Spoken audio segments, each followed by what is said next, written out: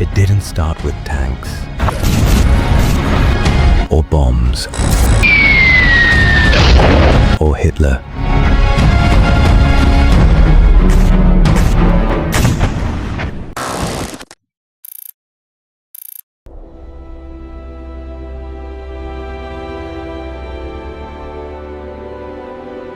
June 28, 1919, Versailles. Inside the Hall of Mirrors, beneath chandeliers and gold, German delegates sat across from their victors, surrounded by resentment, humiliation, and the ghosts of millions lost in the First World War. They signed the Treaty of Versailles. They had no choice. And far from that grand palace, in a small village near Dresden, two children entered the world, twin boys. Their names, Emil and Jakob. While the world carved up nations, two fragile lives took their first breath.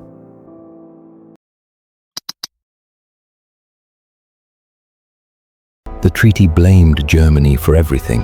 Article 231, the War Guilt Clause, stated Germany bore sole responsibility for the war.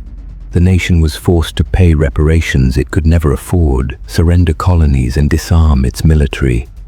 Territory was carved off like pieces of flesh. Pride was stripped. Dignity crushed. The ink on that page did not end a war, it planted the seeds of the next.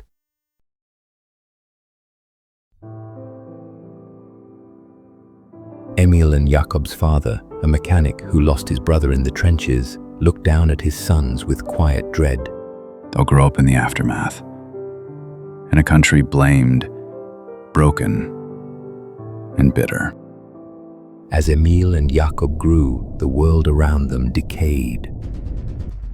In 1923, when Germany fell behind on reparation payments, French and Belgian troops marched into the Ruhr, the industrial heart of the country. German workers went on strike. The government responded by printing money, and the economy collapsed. Hyperinflation turned life into absurdity. $1 was worth over 4 trillion marks by November. People were paid twice a day and rushed to spend their wages before prices doubled.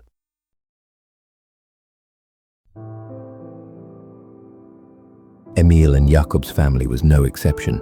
Their mother, once a school teacher, sold bread at the market. Their father worked odd jobs, fixing carts and stoves. Nights were long, meals were short, but the boys remained close, one quiet, one fierce, two souls in the same storm.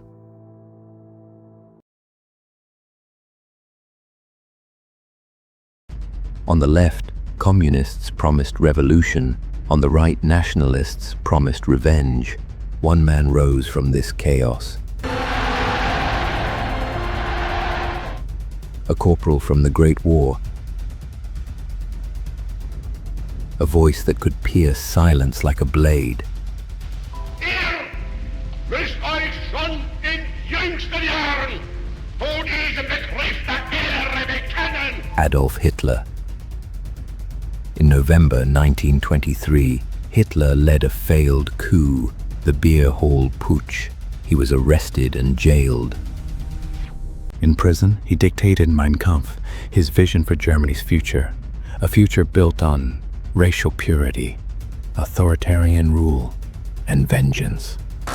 Outside prison, democracy struggled. The Weimar Republic tried to govern, but it was fragile, torn between leftist uprisings and right-wing violence. Elections were chaotic, coalitions fell apart. People no longer believed voting could fix anything.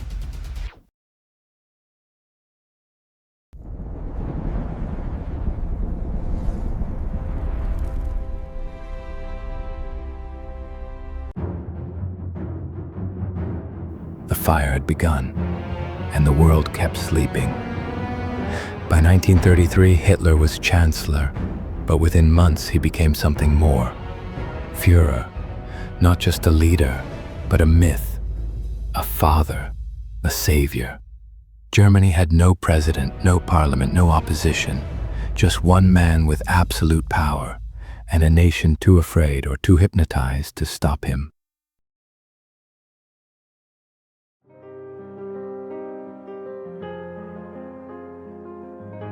And in the village near Dresden, Emil and Jakob turned 14. They weren't boys anymore. They watched as their school books changed, their teachers disappeared, and their neighbors whispered. Propaganda filled the air. In their village square, loudspeakers preached loyalty. The Hitler youth came recruiting. Jakob joined first, not out of hate, out of hunger. The uniform came with food, structure, purpose. Emil resisted. He still remembered what his mother taught him, to ask questions, to think. But questions had become dangerous. In March 1933, Dachau opened, not to kill, not yet, but to intimidate. It held journalists, unionists, artists, pastors, teachers. The message was clear: speak and disappear. Jakob's platoon was sent to nearby towns for parades and protection. Emil stayed home to help his father repair bicycles, but something between them had changed. The boys who once shared everything now walked two different roads, one toward order, the other toward conscience.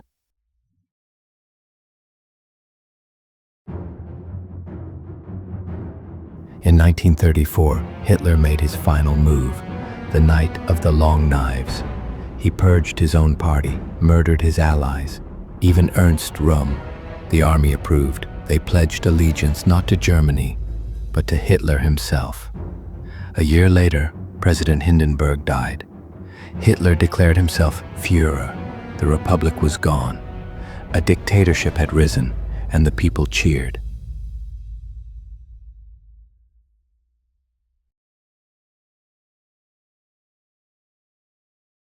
By 1935, Emil was 16. He watched Jakob march proudly in youth rallies. He listened as classmates repeated slogans like gospel. He walked through Dresden and saw Jewish shops defaced. He heard laughter as a synagogue burned, and he said nothing because silence had become survival. That same year, the Nuremberg Laws were passed. Jews were stripped of citizenship, interracial marriage was banned. In public, rallies drowned cities in euphoria. Torches, chants, flags. Jakob, now fully indoctrinated, was promoted to a local patrol. In 1935, Hitler reintroduced military conscription. In 1936, he marched into the Rhineland, violating the treaty. France and Britain said nothing. Appeasement wasn't cowardice, it was trauma. That same year, civil war erupted in Spain. Hitler and Mussolini supported Franco. Towns like Guernica were bombed to rubble. Picasso painted it. The world gasped, but sent no soldiers. In 1937, Japan escalated its invasion of China. The rape of Nanjing, over 300,000 civilians murdered. International headlines, zero consequences. Dictators were watching and learning. In 1938, Germany annexed Austria. Crowds cheered. Jews scrubbed streets with toothbrushes, their homes seized. The world called it unification. It was invasion. By now, Emil and Jakob were 19. Jakob wore a uniform with pride. Emil wore shame in silence. 6 months later, Hitler demanded the Sudetenland. Chamberlain flew to Munich. The deal was made without Czechoslovakia at the table. Chamberlain returned with a paper and 4 words: peace for our time. Jakob saluted as soldiers passed through their village. Emil stared at the ground. Then came 1939. Hitler took the rest of Czechoslovakia. Italy invaded Albania. And then, the pact. August the 23rd, 1939. Germany and the Soviet Union signed a deal to divide Poland. Ideological enemies became partners in conquest. On September 1, the first bombs fell on Poland. Blitzkrieg, tanks, screams, cities erased. Britain and France declared war. And 1 week later, the draft arrived. Not an invitation, a command. Every young man was needed, even the ones who had resisted. even Emil. Jakob went proudly, chest out, boots polished. Emil packed in silence. Jakob marched east. Emil was sent west to Belgium.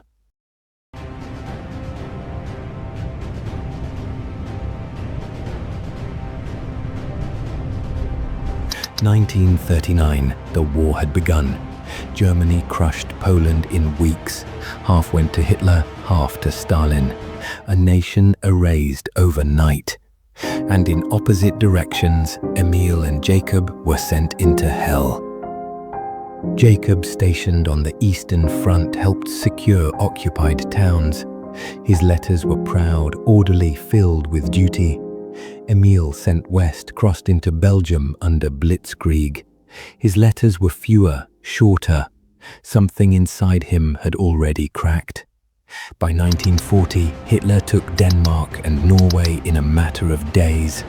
Then Belgium, the Netherlands, Luxembourg, and finally France, falling in just 6 weeks.